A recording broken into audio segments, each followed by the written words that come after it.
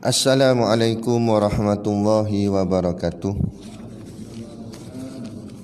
Ila hadrati sayyidina wa habibina wa syafi'ina Muhammadin sallallahu alaihi wasallam wa ila arwahi abaihi wa ikhwanihi minal anbiya'i wal mursalin salawatullahi wa salamuhu alaihi wa alaihim ajma'in wa ala ali kulli wa sahabati wal qarabati wa tabi'in wa tabi'i tabi'in bi ihsanin ila yaumiddin wa ila arwahi walidina wa muallimina wa zawil hukuki alaina ajma'in wa khususan ila hadrati Syekh Wan Ahmad bin Muhammad Zain Al-Fatani bisiril Fatihah.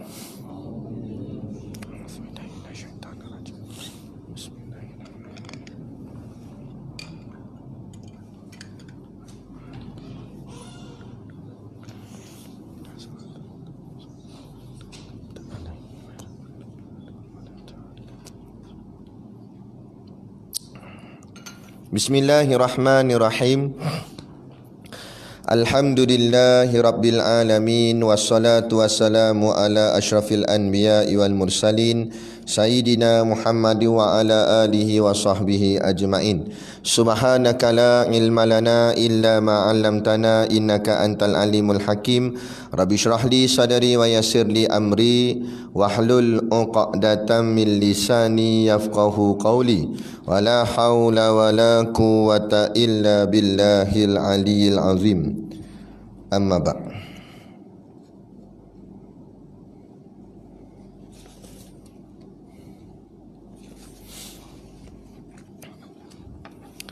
Alhamdulillah, kita sama-sama panjatkan syukur kehadrat-Allah Subhanahu wa taala yang dengan limpah dan kurnianya diizin oleh Allah Subhanahu wa taala kepada kita pada malam ini untuk kita sambung lagi pengajian kitab kita, iaitu kitab Faridatul Faraid. Moga-moga dengan pengajian ini bertambahlah keyakinan dan keimanan kita kepada Allah Subhanahu Wa Taala.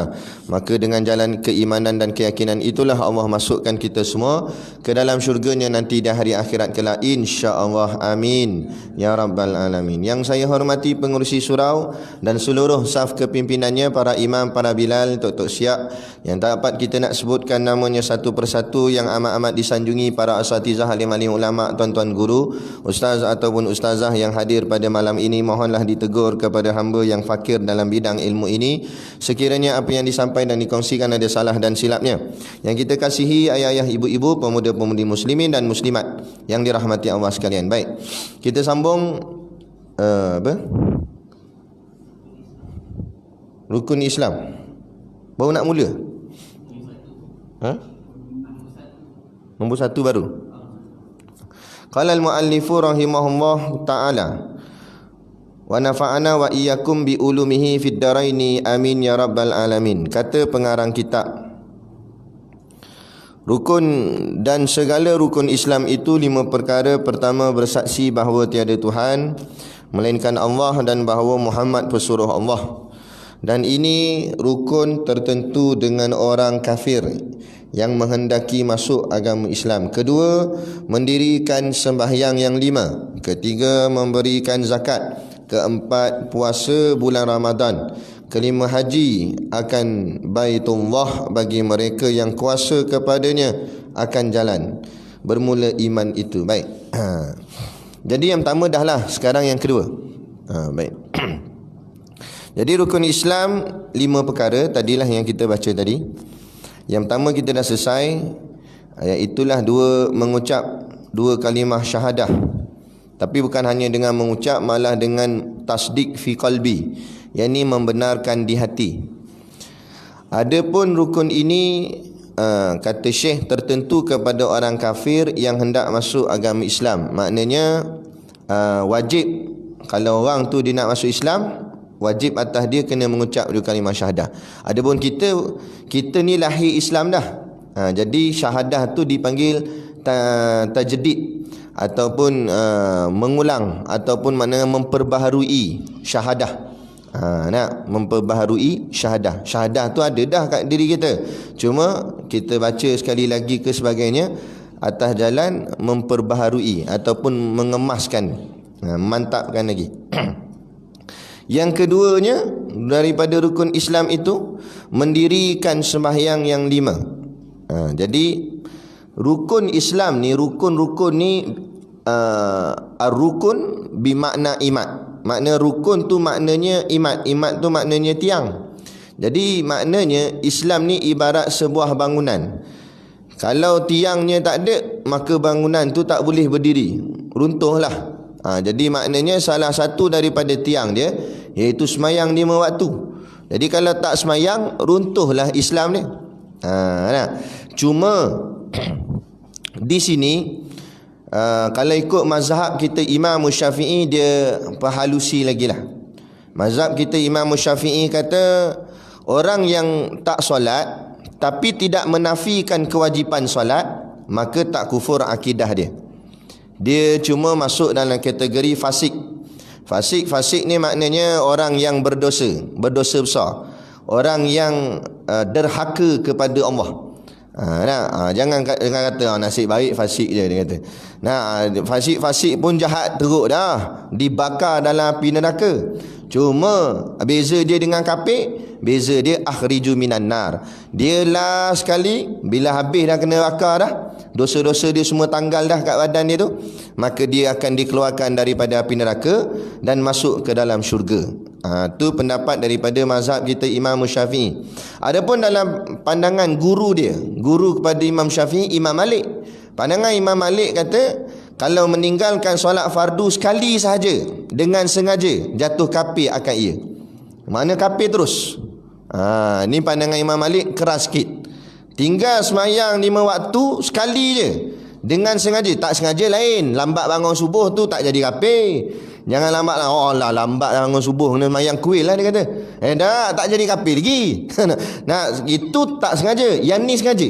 Sengaja tinggal semayang sekali je, maka jadi kafir. Tapi kita terlepas pandang. Kita nampak semayang betul dah dalam rukun Islam sebut mendirikan semayang 5 waktu. Tapi kadang-kadang ni musim-musim PKP ni ada orang celuh, dia buat lebih kurang dengan Jumaat, solat Jumaat. Dia alasan dia sebab PKP. Padahal masjid surau dah dibuka, malah kadang ada surau semacam surau Nibunan ada buat Jumaat. Jadi apa alasan untuk tak hadir solat Jumaat? Sedangkan dia kata walaupun solat Jumaat memang tak sebut dalam ni mendirikan sembahyang 5 waktu tu subuh, zuhur, asar, maghrib, isyak, kan tak sebut Jumaat. Tapi kita kena ingat hukum Jumaat itu menggantikan zuhur. Maknanya mana wajibnya zuhur, macam tu juga wajibnya Jumaat. Dan tak boleh gugur Jumaat untuk ganti tempat zuhur, melainkan ada sebab-sebab dia. Ada sebab-sebab dia baru boleh tak buat Jumaat, lepas tu buat zuhur. Ni bila tak ada apa-apa sebab, maka tak boleh gugur Jumaat. Jadi kena datang dia buat ringan, tak datang sembahyang Jumaat. Berapa lama dah tak datang sembahyang Jumaat? Takut-takut dia tu rupa-rupanya sudah jadi kafir di sisi Allah. Sisi manusia, sisi orang ni nampaklah Islam. Lepas tu kita kena ingat tuan-tuan, perkuburan orang Islam tu, tulis signboard memang tulis perkuburan orang Islam, tapi belum tentu yang dalam kubur tu semua jadi Islam.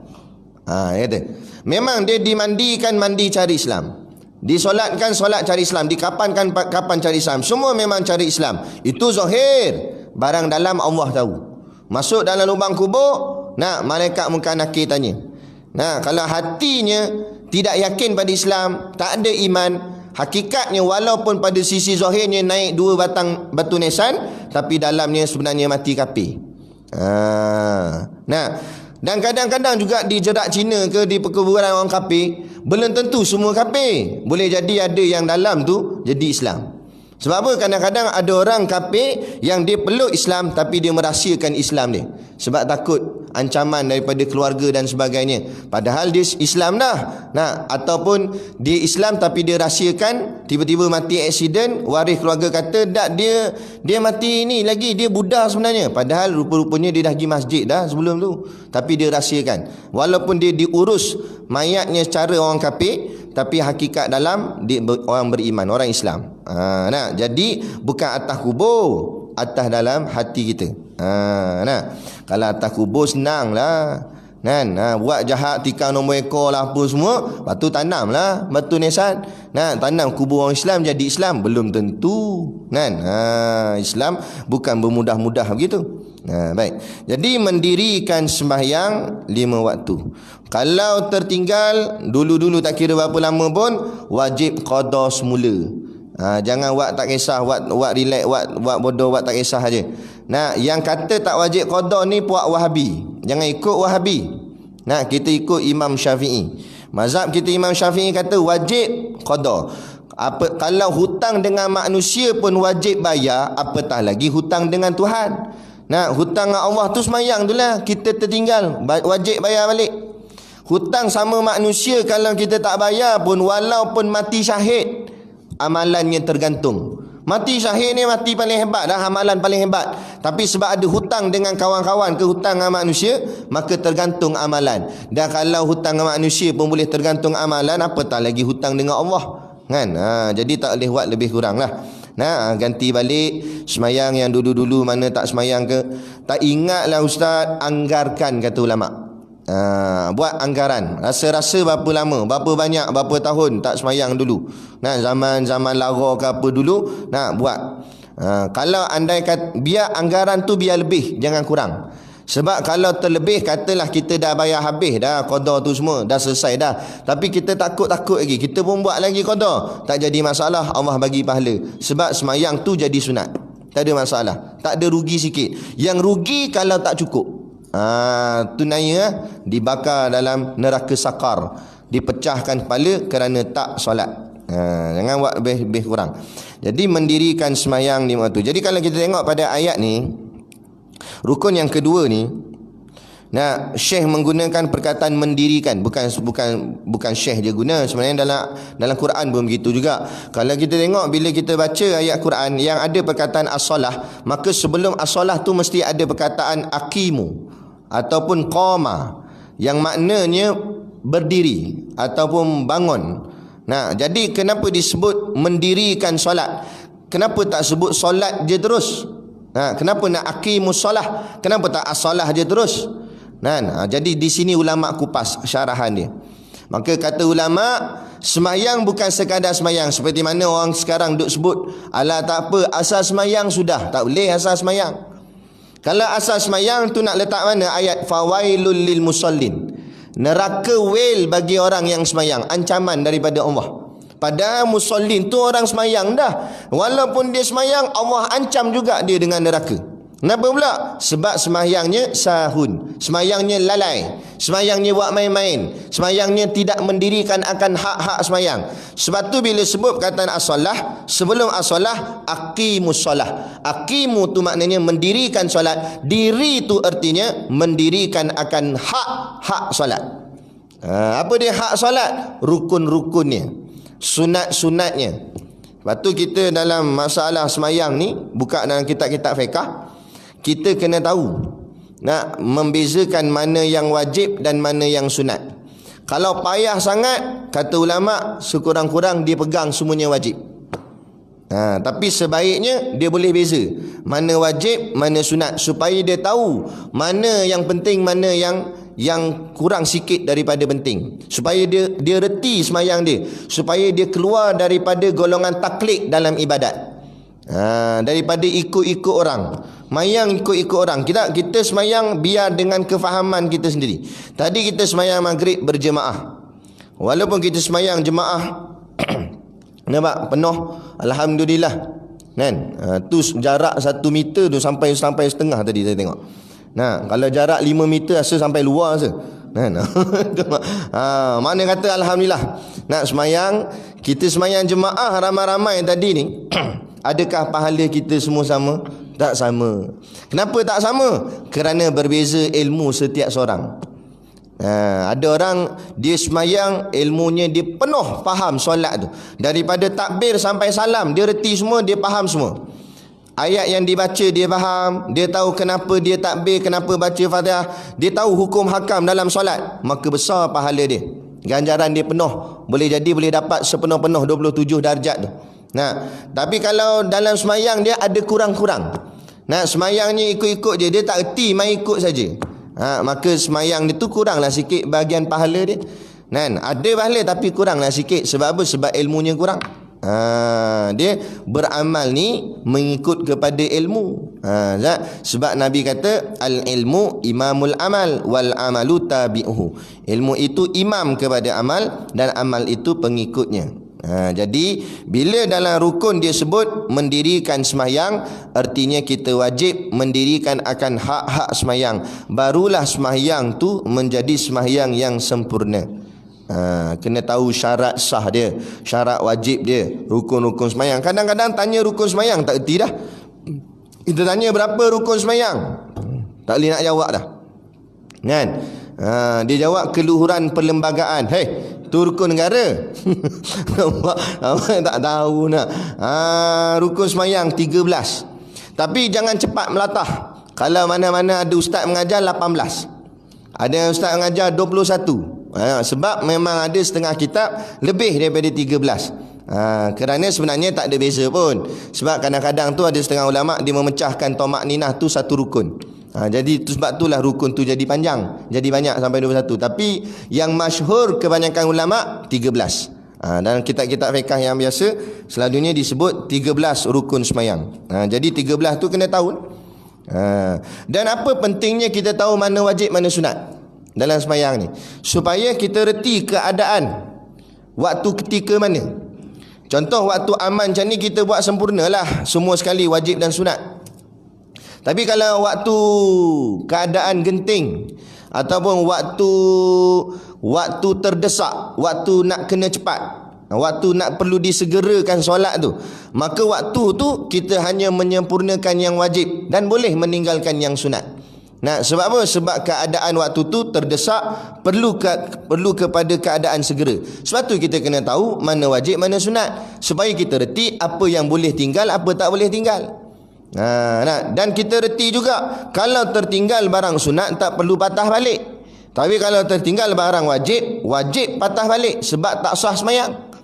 Contoh dia baca dalam Fatihah. Fatihah ni rukun qauli. Wajib kena jelas bacaannya, setiap huruf mesti dengar di telinga sendiri. Dalam mazhab kita Imam Syafi'i. Tiba-tiba dia baca, tak kiralah sama ada imam ataupun makmum, dalam bacaan tu terganggu bacaannya kerana dia batuk ataupun bersin.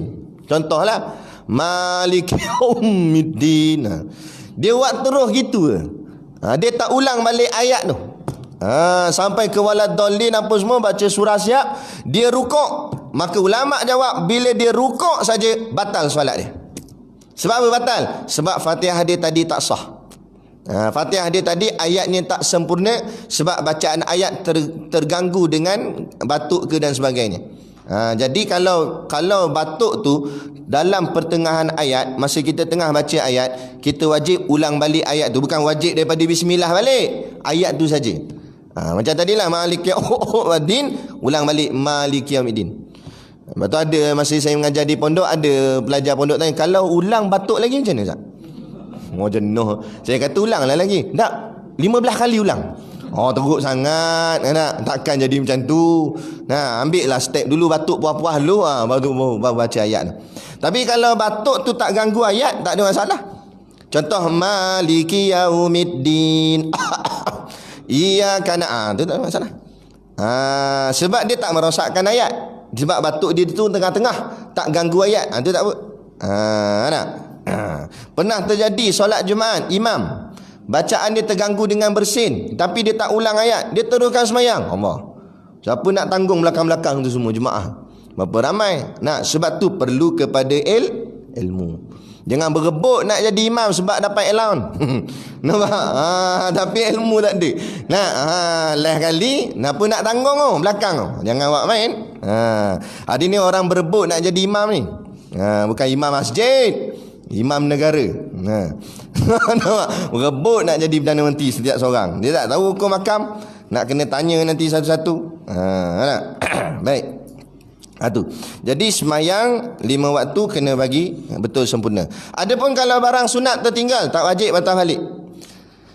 Contoh tertinggal tahiyat awal semayang asar. kan. Dah elang lambat masuk, lupalah kan. Tu imam wah naik terus Allahu akbar, lupa tahiyat awal. Nah, jadi makmum jangan buat pandai subhanallah. Nah. Tak payah subhanallah kalau macam tu. Ikut je imam bangun, kita pun bangun walaupun tadi tak tahiyat awal. Sebab apa? Sebab tahiyat awal bukan wajib. Tahiyat awal barang sunat. Meninggal barang sunat tak merosakkan solat. Yang nak kena tegur imam subhanallah ni kalau imam meninggalkan barang yang wajib. Atau imam sudah buat satu perbuatan yang salah. Daripada semayang tu. Barulah nak meninggalkan barang sunat tak. Tinggal kunut sunat. Kan? Tu imam tu imam tak dapat datang, sakit perut, makan kenduri banyak sangat. Kali semayang subuh, tengok ada seorang tu kemas lah sikit, janggut dia panjang sikit daripada orang lain. Nampak? Jadi kata tengok awak ni, tengok macam kemas sikit lah, minta awak lah jadi imam. Tu imam tak datang ni kan. Nak kat pukul 7 hari ni tak semayang je subuh. Jadi dia pun pergi lah ke depan. Dia ni tak hafal kunut. Selama ni semayang belakang dia main amin je. Nampak? Jadi dia kena jadi imam. Sudah. Macam mana nak buat? Dia pun skip kunut. Tak ada masalah. Sah semayang subuh. Tak payah gaduh. Nampak? Jadi bertekak kat keluar pula. Asal tak baca kunut. Tak payah. Sah semayang. Cuma luput fadilat. Kurang pahala. Jadi kalau nak ganti balik oleh nak dapat pahala, sujud sahwi. Dan kena ingat juga sujud sahwi pun bukan wajib, sunat sahaja. Jadi kena clear betul-betul lah mana barang wajib, mana barang sunat. Tapi ulama Imam Nawawi jawab, kalau imam itu melakukan barang sunat yang penting, yakni sunat abad, maka wajib atas makmum kena ikut. Contoh imam baca kunut, makmum tak nak baca kunut, makmum sujud dulu. Tak boleh. Nampak? Tak sah semayang. Ataupun tadilah imam sujud sahwi, makmum pergi bagi salam, tak ikut sujud sahwi, batal semayang makmum. Walaupun asal tadi sebut barang tu barang sunat, tapi bila barang tu imam buat barang sunat abad itu, maka wajib atas makmum kena ikut imam. Dia begitu. Dia sebenarnya tuan-tuan, sembahyang ni apa faedah ataupun hikmah daripada solat?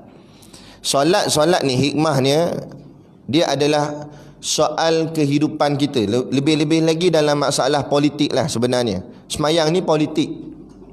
Sebab tu semayang ni ada pemimpin, ada rakyat dia. Pemimpin, rakyat dia makmum belakang. Timbalan dia Bilal. Sebab tu kalau imam tu batal, timbalan naik. Dan kalau imam letak jawatan, naik timbalan. Nampak? Jadi bukan pintu belakang. Sebab dia imam batal, makmum naik lah. Dia gitu. Lepas tu kena faham. Jadi sebenarnya semayang ni Allah ajar dalam semayang ni sistem politik dah. Macam mana nak buat, macam mana nak buat. Sebab tu aku ikut apa imam buat, makmum buat. Ikut. Sebab tapi ikut tak boleh mendahului imam. Imam buat dulu, makmum buat. Ikut aja. Sehingga kan kalau imam buat benda sunat, bukan benda wajib, benda sunat, makmum kena ikut, rakyat kena ikut. Gitu. Bukan barang wajib, tapi pemimpin suruh buat satu benda yang baik, walaupun tak dikatakan wajib dalam agama, hanya sunat saja, sebagai rakyat wajib kena taat. Sebab gitulah yang diajar di dalam solat. Lepas tu berkaitan dia begitu banyak, hikmah dia begitu banyak. Tapi ukuran sama saja. Imam pun sujud kat lantai, makmum pun sujud kat lantai. Maksud apa? Pemimpin pun di hadapan Allah sama, rakyat di hadapan Allah pun tetap sama. Tak ada imam sujud dekat tiang, makmum sujud lantai. Ada, sama je tu imam. Tonggeng juga punggung naik ke atas. Maknanya gitu. Cuma lebih ni duduk berdepan sekali. Tu saja. Baik. Dan semayang ni juga dia adalah cerminan hidup. Semayang ni adalah cerminan hidup. Cerminan hidup. Semayang ni adalah hidup seseorang tu. Kalaulah semayang seseorang tu tergopoh gapah, kelam kelibut, maka automatik yakin dan percayalah hidup orang tu mesti tergopoh gapah, mesti kelam kelibut. Jadi kunci dia senang aja. Nak betulkan hidup, betulkan solat. Tak payah pergi camp motivasi ke apa, tak payah buat habis duit je. Balik kepada agama je. Nak betulkan hidup, betulkan solat. Kalau hidup kita rasa kelang kabut je, asyik menggelabah je, sebab semayang kita pun menggelabah, cuba buat semayang tu tenang-tenang, tamak nina, buat pelan-pelan, buat baca slow-slow satu-satu. InsyaAllah kalau kita amal 40 hari, kita akan nampak perubahan dah dalam hidup kita. Hidup kita akan jadi tenang, relax. Itu. Dia gitu je. Keberkatan hidup ni bergantung kepada keberkatan solat. Sebab itulah kalau kita tengok orang yang semayangnya main-main, hidupnya pun jadilah macam main-main juga. Hidupnya pun berlebih kurang. Sebab solatnya pun lebih berkurang. Itu mujur juga solat. Ada orang tak solat terus, maka hidup dia tu macam tak ada cahaya terus. Hidup dia tu runcing. Tengok hidup orang kafir, tak pening aja, serabut aja, dengan hutang lah apalah, tak ada ketenangan jiwa. Tapi orang Islam walaupun miskin, bukan kaya, miskin, naik basikal je, sekarang 4 kali kayuh rantai cabut, tapi tenang hidup. Relax aja, relax. Saya ada jumpa satu orang pakcik. Dia bukan ustaz, bukan ulama, tapi dia istiqamah lah, datang masjid semayang. Satu hari rumah dia ni kena pecah masuk, perompak masuk lah. Tapi masa tu dia tak ada kat rumah, dia keluar kat mana dah, pergi rumah anak ke apa. Balik-balik cek-cek, kerugian yang dia kena tanggung, yang hilang tu dalam RM15,000. Duit hilang, perompak curi dalam rumah dia RM15,000. Bila orang tanya, dia jawab macam mana? RM15,000 je, dia kata. Apalah, dapat kat dia, rezeki dia. Rezeki dia. Nampak? RM15,000. Kita RM15 hilang, ngamuk dah. Dia RM15,000 hati tenang. Sebab apa? Sebab tu solat dia penuh ketenangan. Dia jaga semayang dia. Maka dunia ni lebih kurang gitu je. Kita dalam semayang ingat dunia, kunci motor tak mana. Dia kelang kabut, masuk-masuk tu dah terlambat. Tengok-tengok tu imam dah start dah baca Fatihah. Lepas masuk-masuk, parking pun tak, entah betul entah parking, lompat tu naik atas. Allahu Akbar. Bila bar je syaitan cocok, kunci motor hang tak mana? Syaitan tanya. Ada dia tu. Ada gelak tu, ada tu. Syaitan luak tanya, kita pun jawab pula syaitan tu. Ya tak ya tan mana pergi ni kunci? Syaitan kata, aku rasa mu letak kat motor tadi ni sebab mu kelang kabut tadi. Tak apalah, tapi takkan nak raba. Nampak sangat dah pula. Tunggu mana? Rukuk. Jadi bila rukuk, tangan tu dekat dengan poket, kan? Jadi Allah, dia pun seluk poket sambil jalan tangan tu. Seluk kosong. Sudah betul lah, tak ada. Syaitan kata, aku kata dah kan ada kat motor. Jadi semayang tu ingat motor ke ingat Allah? Ingat motor. Tak apa lagi. Lepas tu tengah-tengah dia semayang, tengah-tengah sujud tu tiba-tiba bunyi motor kat luar. Bunyi pula sebiji macam motor dia. Tang. Sudah dalam sujud tu, sudah setan duk cocok lah. Biar motor hang ambil bawa balik lah. Mampulah. Motor baru beli. Nampak? Hutang tak habis bayar lagi. Pening kepala dah semayang tu duk jeling-jeling gini. Nampak? Tak habis dah. Khusyuk tu tak ada dah. Nak lari keluar, teruk pula sangat dia kata. Tapi hati tu dah habis dah. Sebab itulah Nabi ajar kita, bila nak pergi semayang, jangan tergopoh-gapah. Bila kita semayang tergopoh-gapah, pemikiran kita akan terganggu dalam semayang. Tenang-tenanglah, masuk pelan-pelan. Tak apa, terlambat nak buat macam mana? Dah terlambat. Siapa suruh dah terlambat? Tapi dah mungkin kita ada hal nak terlambat. Tak apa, tenang-tenang je masuk. Tulis nama dulu, scan dulu. Relax sudah, jangan kalut-kalut. Pelan-pelan masuk. InsyaAllah ada dapat jemaah, dapat. Nak buat macam mana? Kalau tak nak terlambat, datanglah awal lain kali. Tapi sebab mungkin hari tu ada hal, nak buat macam mana? Tapi jangan tergopoh-gapah, sebab walhasilnya semayang tu sendiri akan rosak, akan terganggu. Jadi kita buat elok-elok. Daripada kelang kabut memang dapat jemaah tapi semayang rosak apa-apa. Walau tak dapat jemaah tapi semayang tu elok, kualiti. Yang tu yang kita nak bawa kepada Allah. Baik, selesai bahagian rukun kedua. Rukun ketiga, memberi zakat. Apa yang saya nak huraikan dekat yang ketiga ni, iaitu kita nak mentionkan perkataan memberi tu. Kalau buka kitab lama, kebanyakannya semua tulis memberi zakat. Saya tengok, saya rujuk banyak dah. Kitab Fadidatul Faraid tulis memberi zakat. Kitab Idatus Sibyan pun tulis memberi zakat. Apa yang Ustaz nak masukkan? Tapi kalau kita buka kitab-kitab moden yang terkini, kebanyakan dia tulis membayar zakat. Di situ dua perkataan yang berbeza ulama guna. Kalau ulama zaman dulu-dulu banyak guna perkataan memberi zakat. Kalau ulama sekarang ni banyak guna perkataan membayar zakat. Di situ pun ulama hurai. Pada soal perkataan je, tapi ulama hurai kenapa dulu guna perkataan memberi, sekarang guna perkataan membayar.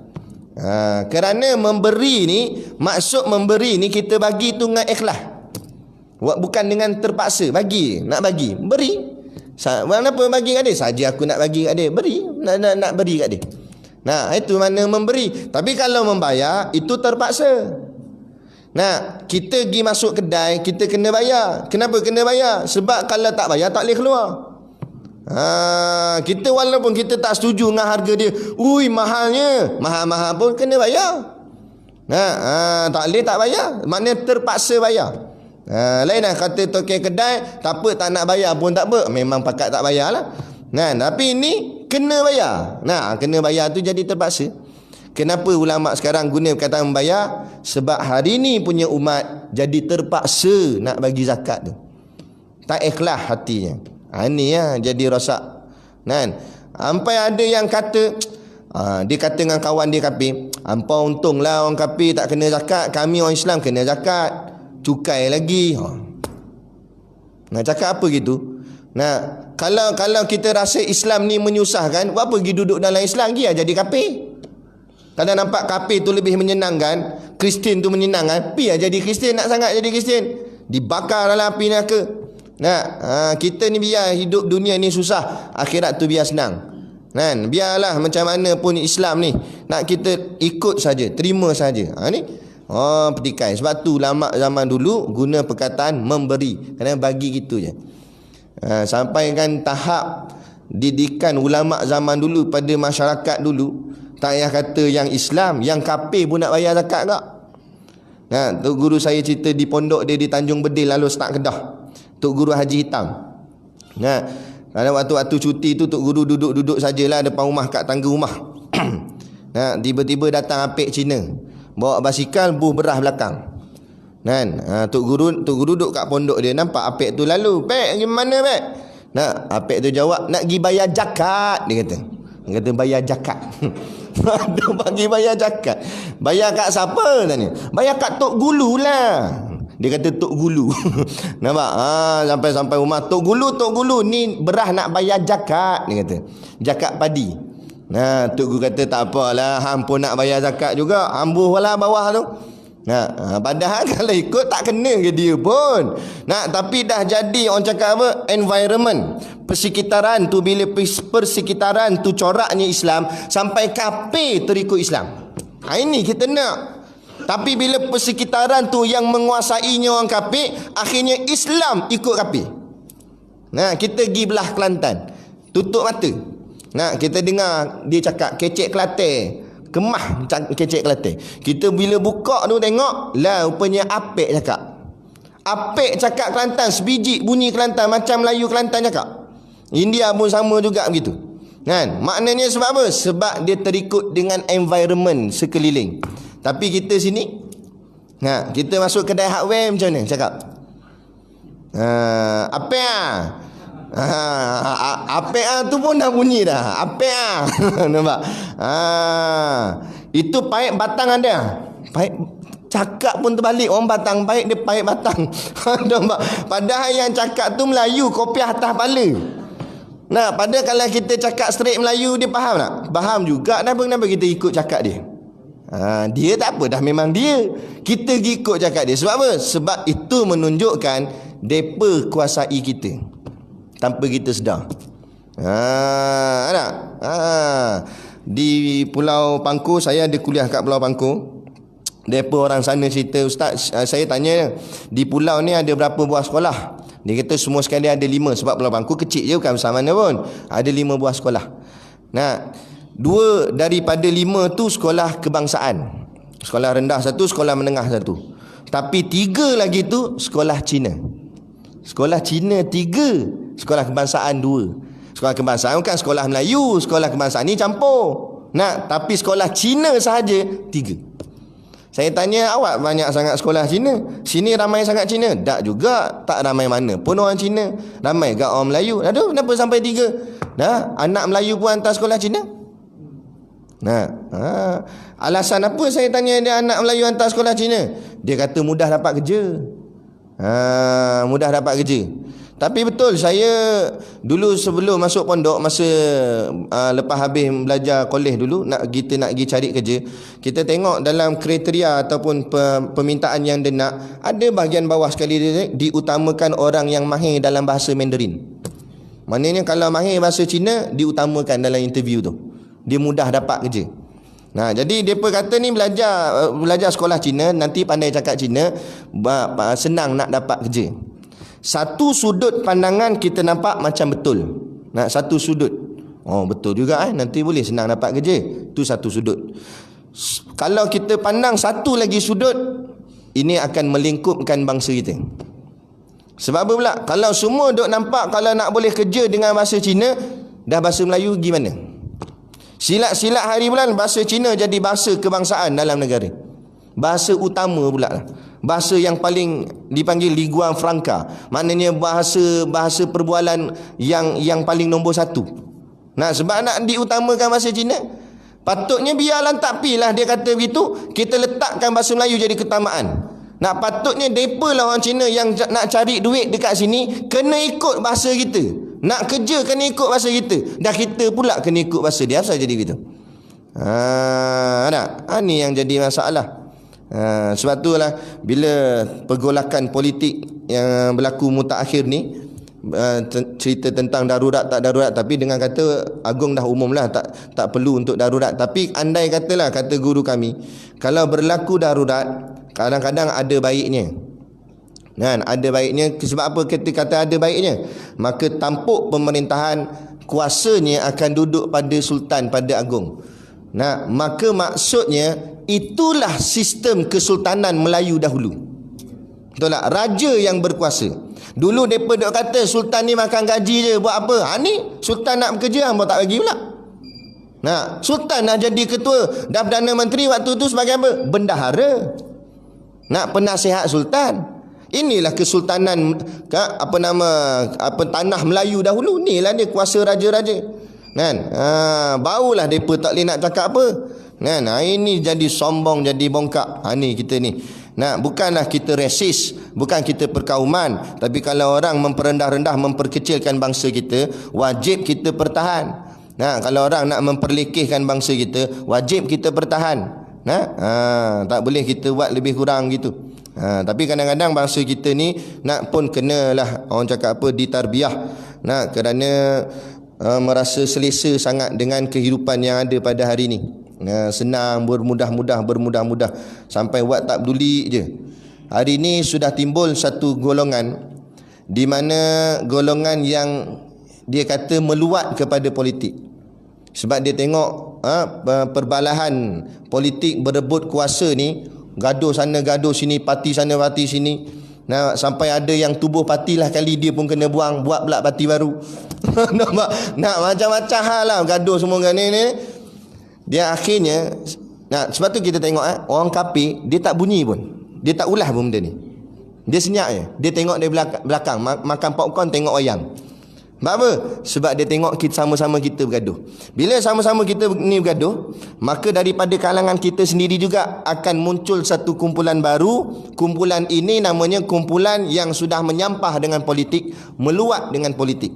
Akhirnya akan keluar daripada mulut orang kita, akan kata, aku menyampah dengan politik ni. Hang tengok semua parti sama je, berebut jawatan, yang kita rakyat tersepit. Kita wabak dah tak selesai lagi, depa duk bergaduh nak berebut sana berebut sini. Nampak? Mula akhirnya timbul rasa meluat. Dan meluat tu pula datang daripada kumpulan orang kita. bangsa kita. Nampak? Orang kafir sonok tengok benda ni. Sebab apa dia sonok? Sebab anak-anak muda orang kafir semua daftar mengundi dah. Kalau berlaku pilihan raya, kalau puak-puak yang dah meluat dengan politik ni sabotaj, tak nak pergi mengundi, walaupun negara ni majoritinya orang Melayu, tapi bila tak pakat ramai tak keluar pergi mengundi, yang menang siapa? Tu. Nampak? Ni perancangan depa, mainan depa. Nah, sebab tu depa jadi batu api suruh kita gaduh lagi, berebut. Nah, walaupun depa tak berebut, tapi yang menangnya depa akhirnya. Ni strategi halus nak puak-puak kafir ni. Jangan buat main. Itulah yang berlaku pada negara-negara Islam di luar sana. Apa yang berlaku di Israel, apa yang berlaku di Palestin, apa yang berlaku di Arab Saudi. Semuanya adalah kerana ni ketamakan kuasa, tanpa dia sedar rupanya ada musuh dalam dalam selimut cuba nak rampas daripada bawah. Akhirnya tengok Palestin dirampas, Arab Saudi. Walaupun memang lagi orang Arab sendiri yang kuasai, tapi ikut telunjuk siapa? Akhirnya tak jadi apa. Tengok hari ni hotel-hotel bangunan lebih tinggi daripada Kaabah. Lah ni gambar, bila orang ambil gambar di Mekah tu, dia mesti ambil gambar sekali dengan menara jam. Bila kita tengok, kita automatik kita lebih menampak menara jam ke nampak Kaabah. Tu. Zaman dulu Kaabah lah menjadi orang cakap ikon lambang yang paling terbesar lah. Kita boleh tengok Mekah Kaabah. Hari ni Mekah jam. Kaabah ni. Nampak? Ni sedikit sebanyak halus dia main. Sikit. Kita ini menunjukkan bahawa dunia sudah hampir sungguh-sungguh kepada akhirnya. Bersiap sedialah apa-apa yang akan berlaku. Kan? Memang begitu dah. Baik. Jadi memberi zakat. Cerita tadi memberi zakat jauh sampai ke Mekah begini. Zakat ni asal perkataan zakah. Bukan zakah tu lah. Zakah maknanya zai kaf ya tak ada titik. Ya tak ada titik tu ganti tempat alif sebenarnya. Zakat tu maknanya bersih, suci. Jadi zakat ni iaitu membersihkan. Itu kata Nabi, bersihkanlah hartamu amwalakum bizakah. Nabi kata bersihkan harta kamu dengan zakat. Kerana apa? Kadang-kadang harta kita ni campur, kita pun tak perasan. Kadang-kadang campur benda-benda syubhah ke haram ke. Macam ekonomi negara kita cukuplah. Dalam ekonomi negara kita ni masuk juga saham Genting Highland, masuk juga saham Kilang Arak, masuk habis semua tu. Jadi kita kerja kerajaan dapat gaji. Bukan nak kata haram, tapi takut-takut bercampur di dalamnya perkara-perkara yang meragukan. Jadi Islam ajar, Nabi ajar, bersihkan harta tu dengan bayar zakat. Maka insya-Allah yang kita keluarkan dari segi zakat tu, itulah yang maknanya yang diragukan tadi. Maknanya bila yang keluar dah ragu, yang tinggal tu yang bersih elok. Sebab tu orang yang bayar zakat nak ekonominya berkat. Walaupun gaji tak banyak mana, tapi cukup dalam kehidupan. Kita nak bukan kuantitinya banyak, tapi kita nak keberkatannya. Walaupun gaji kita tak sampai 4-5 angka, tapi cukup, kenyang menyanda makan, perut sampai naik buncit dah. Elok je. Tak ada masalah. Ada orang gaji puluh-puluh ribu tapi tak berkat tak? Hidup jadi susah, melarat-larat. Kita ni hidup tak berapa kaya, tapi Allah bagikan rezeki. Jangan pandang rezeki tu duit ringgit je. Sehat ni rezeki. Kita rumah kecil, harta tak banyak, alhamdulillah sampai sekarang Allah izin datang surau masjid, boleh sembahyang jemaah. Ada orang datuk-datuk nak gaji besar-besar, tapi bila Allah sempitkan rezeki dia, duit banyak dalam bank saja pun banyak, tapi tak boleh tidur kat rumah, kena tidur di hospital. Katil kat rumah tu saja kat berapa ribu, 45,000. Tilam dia saja, Allah hebatnya tilam. Lah kali tidur tilam mana? Itulah tilam hospital. Kereta hebat Velfire. Nak sebut orang payah. Lah kali Datuk mana Datuk? Datuk tu Katil Fire atas hospital. Ward 5. Nampak? Dan siapa yang duduk dalam Velfire Datuk? Driver dia. Driver gaji 800 je. Tapi driver menyanda dalam Velfire. Macam kereta dia rasa. Nampak? Ada. Walaupun kadang-kadang mungkin milik kita, tapi yang merasai orang lain. Tu. Nikmat dia dirasai oleh orang lain. Walaupun nama kita, tapi belum tentu kita rasa. Rasa-rasa ni Allah yang kurnia. Allah nak bagi siapa-siapa, Allah boleh buat. Nah, orang kaya makan itu tak boleh, ini tak boleh. Ini boleh, tak boleh. Doktor kata tak boleh. Ini nanti blockage. Jantung tersumbat nanti ni. Oh, tak boleh. Nasi tak boleh, ayam tak boleh, ikan tak boleh. Habis tanya. Doktor semua kata no. Lah kali tanya, doktor habis nak makan apa ni? Doktor kata minum air. Nak ingatkan boleh minum air sirak ke bandung ke? Tak boleh. Air kosong. Nak air kosong. Datuk minum air kosong. Datuk duit juta, air kosong je boleh minum. Nak straw, nak buh kat cawan, nak bagi datuk minum. Bau nak suap ke bibir straw tu. Datang doktor, no, tak boleh macam ni. Doktor pun ambil beg plastik ada air tu, disangkut atas. Macam ni, cocok masuk kot lengan. Minum air kot lengan, Datuk. Alah, Datuk. Dia kata, dah kalau minum masuk kot lengan, rasa apa? Kita nikmat ni rasa kot lidah. Menyanda-nyanda minum. Tu kadang-kadang jangan pandang nikmat tu dari sudut kemewahan hidup. Belum tentu orang yang hidup mewah hatinya tenang bahagia. Jadi kenikmatan hidup ialah keberkatan daripada Allah. Taat perintah Allah, Allah yang turunkan sendiri ketenangan dalam hidup kita. Walaupun rumah kita tak besar mana, kenderaan kita tak sehebat mana, tapi hidup tu rasa tenang, relax aja. Sonok aja hidup dia. Dengan keluarga sonok kan. Dia gitu. Baik, yang keempat, puasa bulan Ramadan. Yang keempat, puasa bulan Ramadan. Puasa ni bukan bahasa Arab. Puasa ni bahasa Melayu kuno, bahasa Melayu zaman dulu-dulu. Sebab dalam Arab mana ada pa, bunyi puasa tu pa, kan? Jadi yang betul Arabnya saum. Jadi saum ni maknanya menahan diri. Jadi yang wajibnya itu dalam bulan Ramadan lah. Jadi dalam masalah puasa ni pula, dia ada 3 peringkat makam. Ada 3 makam puasa. Makam yang pertama dipanggil puasa awam. Puasa awam ni dia lapar, dia tahan lapar, tahan dahaga. Tak makan, tak minum. Tu saja. Tapi ngumpat tak tahan. Nampak? Tengok amoy, tengok juga. Dia cuma tak makan, tak minum. Ada. Itu je. Lepas tu bini pesan kuih lain pergi bazar, bawa balik kuih lain. Sebab amoy, kuih amoy lalu. Nampak? Ada. Tu kata. Habis, tu puasa orang awam. Tu kebanyakan kita lah tu. Kebanyakan kita. Ada satu lagi makam naik sikit pangkat dia, iaitu puasa dipanggil puasa khawas. Khawas ni maksudnya orang khusus. Puasa khawas ni dia bukan jaga makan tak minum je, malah dia jaga 7 anggota badan. Disebut oleh Syekh Abdul Qadir Al-Mandili dalam kitab Nawar Bagi Hati. 7 anggota badan ni kalau kita jaga, maka kita terselamat daripada 7 pintu neraka. Sebab itulah lepas mayang, bacalah Allahumma ajirna minan nar 7 kali. Maksud Allahumma ajirna minan nar, ya Allah jauhkan aku atau lepaskan aku daripada neraka. Baca 7 kali, niat 7 pintu neraka, supaya 7 tu kita tak masuk. Itu niat dia. Jadi jaga 7 anggota ni. Kalau siapa jaga 7 anggota ni, tak masuklah 7 pintu neraka tu. Apa dia? Yang pertama, mata. Jaga mata, jangan tengok barang maksiat, jangan tengok barang yang diharamkan oleh Allah. Kadang kalau tidak masuk neraka dek kerana dosa mata. Jaga mata.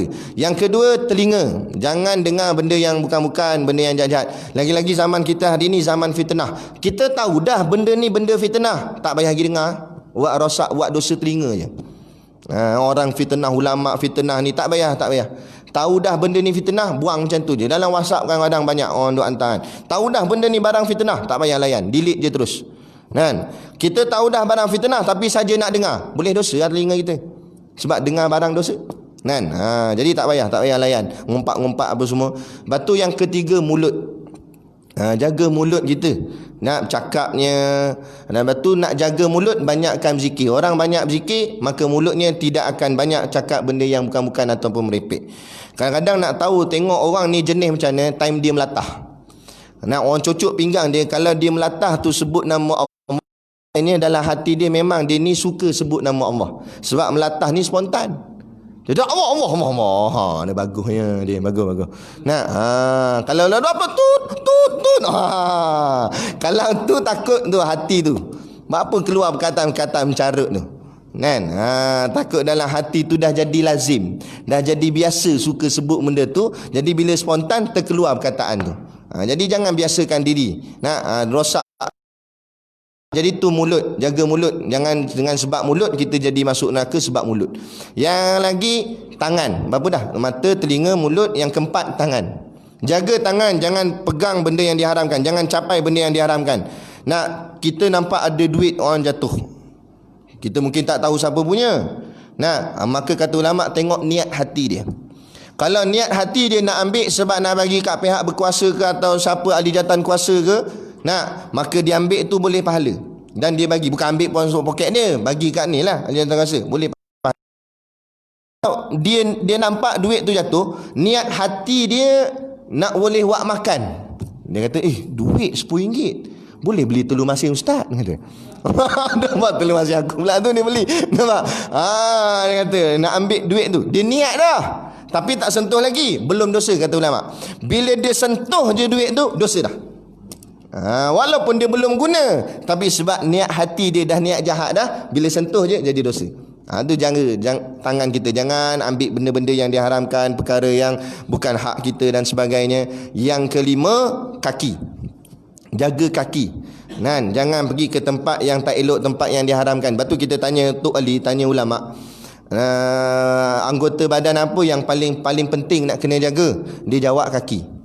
Kalau kita fikir kepala lah. Kepala paling penting sekali, sebab kalau putus kepala lah, kan? Tak mana dia hidup lagi sat, cuma tak ada kepala je. Tak ada kepala mampu terus lah, kan? Tapi kata ulama bukan kepala paling penting, kaki paling penting. Kenapa pula? Sebab dia jawab kerana kaki lah sama ada atau buat dosa. Kalau kaki pergi masjid, mata akan tengok ulama, tengok kitab, tengok Quran, boleh pahala mata. Tangan akan pegang Quran, pegang kitab, tangan boleh pahala. Telinga azan, boleh pahala telinga. Bermula daripada kaki yang melangkah ke sini. Tapi kalau kaki melangkah tikam nombor ekor, tangan pergi tikam. Mata pergi tengok nombor. Nampak? Habis anggota lain juga akan turut buat dosa. Puncanya kaki yang melangkah. Itu jaga kaki. Kemudian yang keenam, jaga perut. Jaga perut bukan maksud jangan buncit. Buncit tak apa, lambang kemewahan. Tapi maksud jaga perut tu jaga makannya. Apa yang dimasukkan ke dalam perutnya, yang tu kena jaga. Jaga betul-betul. Yang haram jangan ambil langsung. Tapi kalau yang benda-benda meragukan, kita lebih baik ambil yang tidak meragukan. Saya dulu bawa tok guru saya jadi driver dia. Tok guru punya style, dia kalau pergi kuliah satu tempat, dia akan makan kedai tu. Kedai yang memang dia dah biasa. Kalau dia kuliah situ dah dekat 10 tahun dan dia makan kedai tu. Setiap kali kuliah situ mesti makan situ. Dia ada rutin dah. Kalau masjid ni makannya sini, macam tu dah. Tiba-tiba sekali tu kami pergi di Shah Alam. Kuliah kat masjid ni biasanya makan kedai dekat masjid tu. Tiba-tiba lepas habis kuliah pergi kedai tu tutup. Tak buka. Cuti ke apa tak tahulah, kedai tu tutup. Selalu buka. Jadi tak tahu nak makan mana dah lah. Tok guru ni dia tak biasa, kalau dia kedai yang dia tak biasa dia tak mau pergi. Sebab dia jaga makan. Bila dia dah makan kedai tu, maknanya dia percaya kedai tu makannya elok, adab apa semua. Tapi perut dah lapar, pergi cari juga lah kedai lain. Cari jumpa ada satu kedai. Tapi Tok Guru tak turun. Tok Guru hantar saya sebagai spy. Saya turun dulu. Tok Guru kata, entah tengok dalam kedai yang lain clear tak. Tukang masak pakaian macam mana, tukang buat air macam mana pakai. Kalau elok buat isyarat macam ni, kalau tak elok buat macam ni. Nampak? Tak apa, saya pun turun pergi. Kita tak masuk lagi kedai, kita jeling-jeling daripada luar. Jeling-jeling tengok tukang buat air ni tindik telinga. Nak terus kat leher ni. Nak rambut macam-macam color. Tukang buat air. Pergi kat kereta buat isyarat. Tu kata dah, naik. Pergi kedai lain. Nah, memanglah dia buat air dia bukan buat air kasbek, bukan buat air arak. Dia buat air halal. Tapi kita takut keberkatan tu kurang. Sebab apa? Tukang buatnya pun melanggar hukum Allah. Bukanlah jadi haram makanan dia masak. Tak, tapi keberkatan tu. Takut bila kita ambil makanan daripada orang yang dimurkai Allah, takut sedikit kemurkaan tu terpalit ke kita sikit. Takut terjebak ke kita.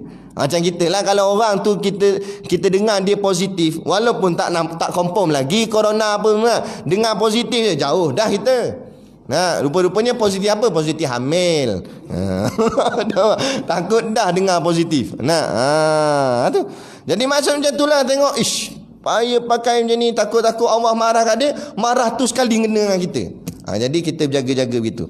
Tapi kalau terdesak tak ada tempat lain dah, tak apalah, tak ada masalah. Tapi selagi boleh pilih, ambil yang paling terbaik, yang paling selamat. Itu kaedah dia. Supaya menjaga diri kita ni. Jaga perut. Yang terakhir, anggota yang ketujuh, jaga kemaluan. Jangan buat tak tentu hala pada kemaluan tu. Hari ni orang tak erti malu dah. Orang tanya ulama, dulu malaikat Jibril tugas dia hantar wahyu ke Nabi. Nabi dah tak ada. Fala nabiyyu ba'di. Tidak ada lagi Nabi selepas aku, kata Nabi. Dah apa tugas malaikat Jibril? Ada seorang anak murid tanya ke Tok Guru, dah apa tugas malaikat Jibril? Dia tak wati, dia ingat malaikat Jibril duduk saja. Jadi jawab Tok Guru, sekarang tugas malaikat Jibril angkat malu daripada dunia, bawa naik atas. Sekarang malu sudah diangkat. Banyak orang tak ada rasa malu dah. Lagi-lagi perempuan. Sebab tu ditanya kepada Syekh Taib, ulama Kedah. Syekh, apakah amalan yang paling Syekh nak nasihatkan kepada perempuan-perempuan akhir zaman? Syekh jawab satu je, amalan malu, dia kata. Bukan semayang, bukan apa, dia kata malu.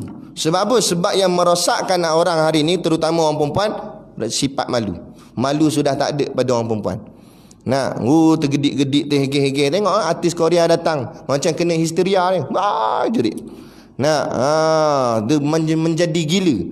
Kepada artis Korea, dah lah tak sunat. Kalut ke sibuk nak peluk dia. Yang peluk tu pakai tudung.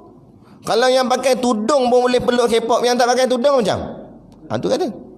Habis dah, rasa malu ni tak ada dah. Dalam orang Islam kita ni. Saya minta ayah-ayah, kita jaga anak-anak perempuan kita betul-betul. Zaman kita ni dah macam kembali zaman jahiliah balik. Jaga betul-betul anak. Tapi jangan sampai tanam macam orang zaman dulu jahiliah tu. Tapi makna kata kita jaga betul-betul. Itu yang Nabi kata, ikat tangan kaki mereka. Bukan suruh ikat sungguh, maksudnya jangan bagi dia keluar senang-senang. Ini ada boleh tanya, mak dia boleh tanya, selalu nampak boyfriendmu datang ambil mu, ni lama tak datang dah. La ilaha illallah, mak jenis apa gitu. Dia tanya boyfriend tak datang ambil. Aduh, bengongnya mak. Tu. Jadi jaga, jangan merosakkan anak. Sebab ni tanggungjawab kita. Ku anfusakum wa ahlikum nara. Jaga diri kamu dan jaga ahli keluarga kamu. Kita sebagai ayah, suami, penting perkara ni. Anak-anak perempuan kita pakai baju lengan pendek, nampak lengan, ingat tu, dosa. Itu aurat. Jangan buat lebih kurang. Naik motor, walau pergi kedai depan tu je, ini aurat ni.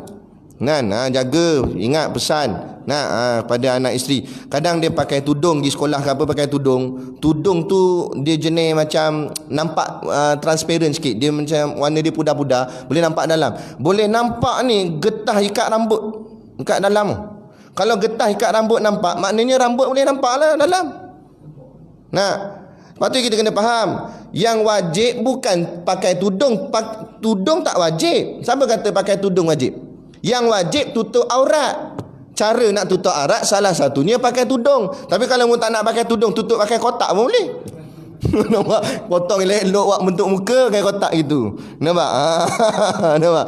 Pakai pergi sekolah. Tak ada masalah, asal tutup aurat. Daripada mu pakai tudung tapi boleh nampak rambut, tak sah tutup aurat gitu. Lepas tu kena faham betul-betul. Jadi benda ni nak kena jaga. Inilah dari sudut maknanya kemaluan dan sebagainya. Dan yang ketiga, puasa khawasul khawas, paling tinggi sekali lah.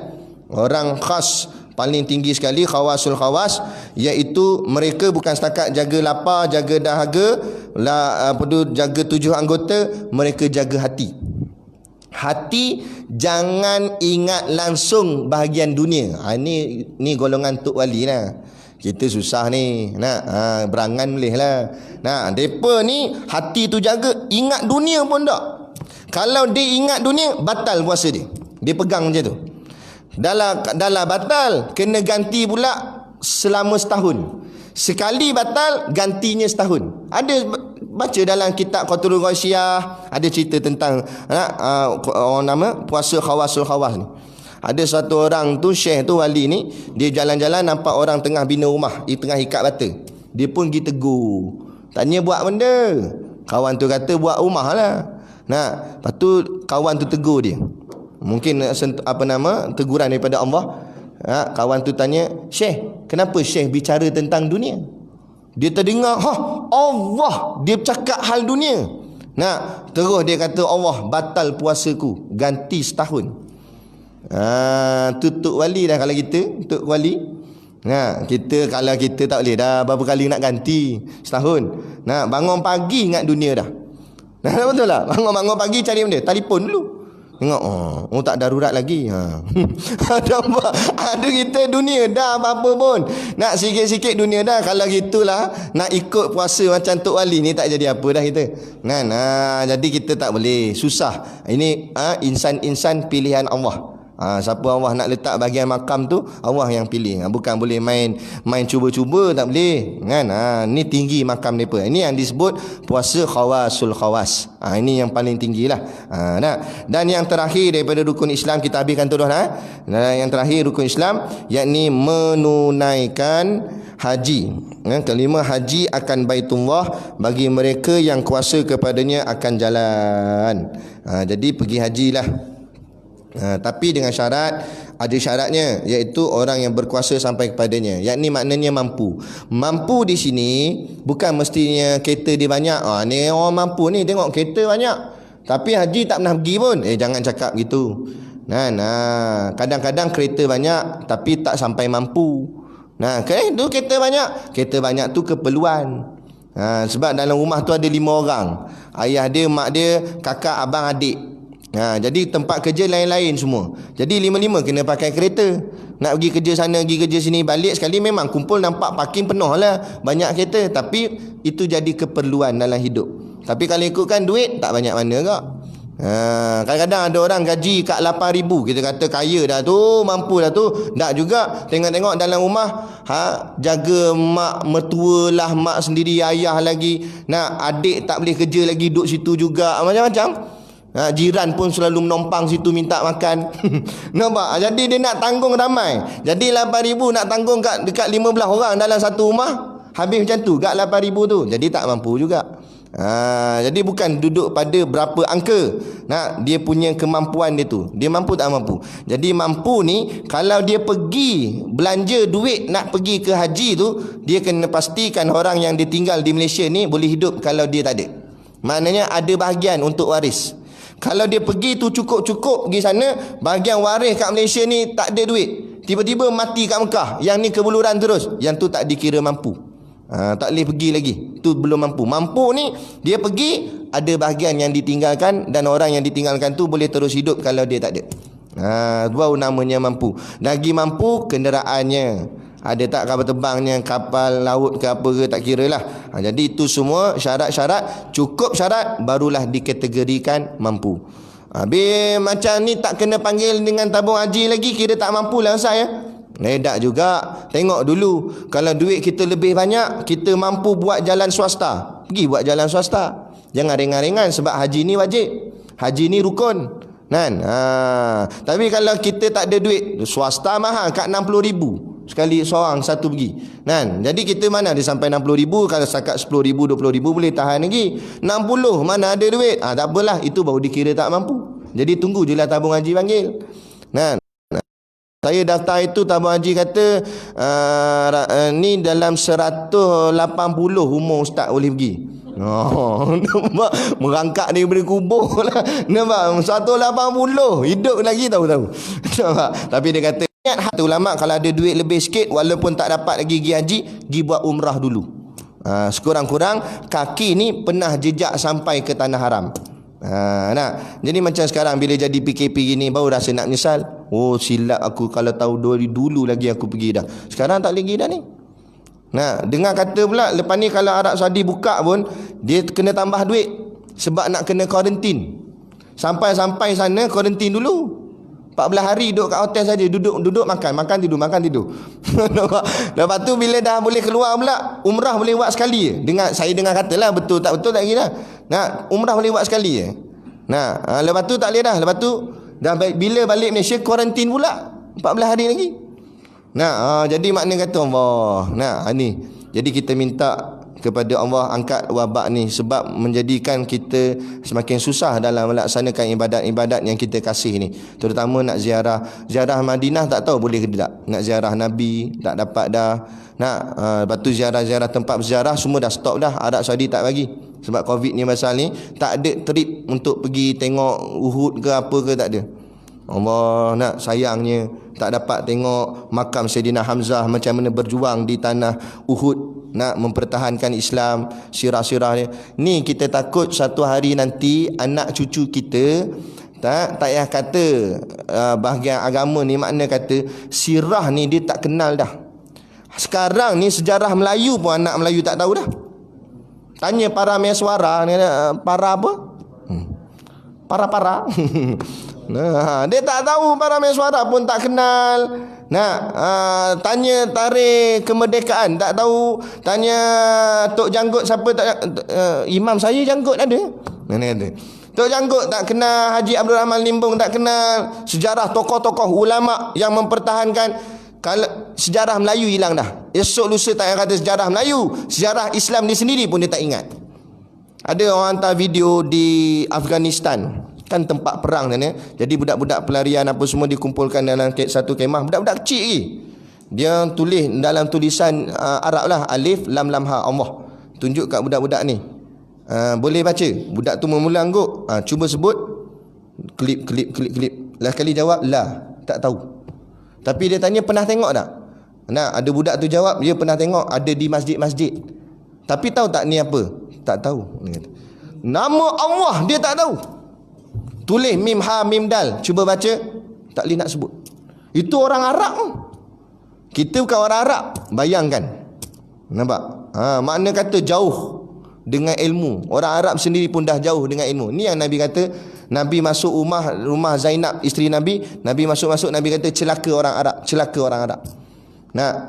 Kerana ni dah fitnah dah mula masuk di rumah-rumah ni. Maksud Nabi ni yang akhir zaman yang berlaku sekarang ni. Orang Islam tu sendiri tak kenal Islam yang dia pegang ni. Nampak? Dia pun sendiri tak faham apa tu Islam. Sampai ke tahap nama Tuhan dia pun dia tak boleh nak sebut. Dia tak tahu. Nama Nabi ni pun dia tak reti nak tulis. Tak pelik lah. Hari ni anak-anak kita tak reti dah nak tulis nama sendiri dalam jawi. Esok tak payah kata tulis nama sendiri. Nama Tuhan dia tak boleh tulis. Nama Nabi dia tak reti tulis. Bukan saya doa, tapi inilah akibat kalau kita tidak menitik beratkan hal-hal agama dalam ahli keluarga kita. Kan? Jadi minta sama-sama kita ambil peranan benda ni untuk kita jaga agama kita betul-betul. Kita berada di zaman yang terakhir, zaman yang penuh dengan fitnah. Maka kita kena berhati-hati dalam perkara ni. Jadi kita berhenti setakat ni dan kita akan sambung selepas ni bermula iman itu. Bermula iman itu. Jadi berhentilah 8.45 lah. Tak apa dah, kuliah lama sikit lah. Untuk agama alhamdulillah. Bola boleh lama. Dah habis penalti nak lagi tu. Jadi cukup sekadar ni. Dan macam biasalah di luar sana ada produk perniagaan untuk menampung sekolah pondok dan juga tahfiz. Bukan tahfiz kami, tahfiz kita semualah. Sama-sama sebab Sekolah ni membangun pun hasil daripada bantuan tuan-tuan semua sekalian, dengan beli barang dan sebagainya. Duit itulah kami dapat hasilnya untuk bangunkan sekolah. Jadi pakak-pakaklah tuan-tuan, niatlah membeli sambil menderma untuk bantu perjuangan agama ni. Sikit sebanyak yang kita boleh bantu. Kita nak angkat pedang mungkin kita tak berani dah. Nak kita angkat duit ringgit kita untuk jalan fisabilillah, jalan agama. Moga-mogalah Allah terimanya sebagai satu ganjaran yang besar dan boleh memasukkan kita semua ke dalam syurganya nanti, insya-Allah. Baik, jadi cukup sekadar tu. Wabillahi taufiq wal hidayah. Wassalamualaikum warahmatullahi wabarakatuh. A'udzu billahi minasyaitonir rajim. Bismillahirrahmanirrahim. Alhamdulillahirabbil alamin wassalatu wassalamu ala asyrafil anbiya'i wal mursalin sayyidina Muhammad wa ala alihi washabihi ajmain. Allahumma taqabbal minna salatana wa du'aana innaka antas samiul alim wa tub alaina innaka antat tawwabur rahim.